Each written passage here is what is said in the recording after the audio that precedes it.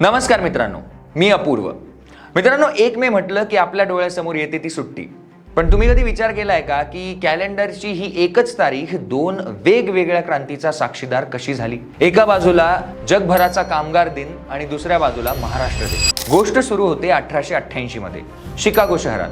त्या काळी कामगारांना माणसासारखं वागवलं जात नव्हतं. 12 ते 14 तास काम, तुटपुंजा पगार आणि सुरक्षेचा पत्ता नाही.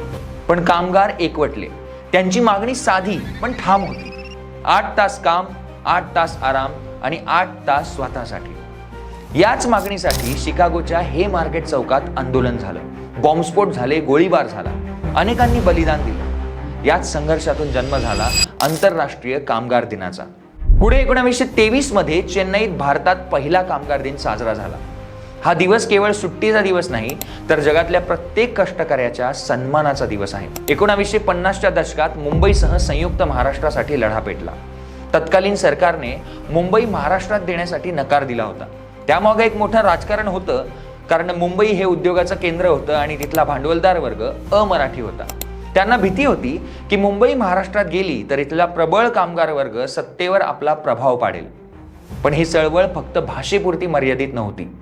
अण्णाभाऊ साठे, शाहीर अमर शेख, आचार्य अत्रे आणि डांगे यांसारख्या नेत्यांनी या लढ्याला बहुजनांच्या राज्याचं स्वरूप दिलं. मुंबईतले गिरणी कामगार या आंदोलनाचा कणा होते. 106 हुतात्म्यांनी मुंबईच्या रस्त्यावर आपलं रक्त सांडलं आणि अखेर दिल्लीला नमून 1 मे 1960 रोजी आपला महाराष्ट्र आपला झाला. आता मुख्य प्रश्न हे की हे दोन्ही दिवस एकत्रच का? कारण महाराष्ट्राची निर्मिती ही कामगारांच्या खांद्यावर बसून झाली आहे.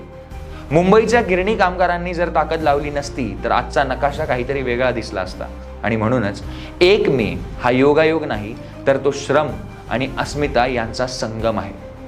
समाजवादी भारतासाठी समाजवादी महाराष्ट्र हीच घोषणा या कामगार वर्गाने दिली होती. मित्रांनो, आज काळ बदललाय. गिरण्या गेल्या, IT कंपन्या आल्या, पण प्रश्न मिटलेत का? आजही गिग इकॉनॉमी आणि कॉन्ट्रॅक्ट पद्धतीमुळे कामगार असुरक्षित आहे. 1 मे आपल्याला सांगतो की हक्क मिळवण्यासाठी लढावं लागतं आणि मिळालेले हक्क टिकवण्यासाठी जागृत राहावं लागतं.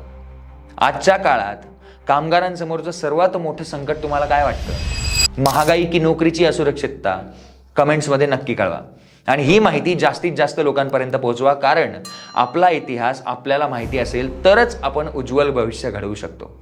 जय हिंद, जय महाराष्ट्र आणि सर्व कष्टकऱ्यांना कामगार दिनाच्या खूप खूप सदिच्छा. पाहत रहा लोकपर्याय.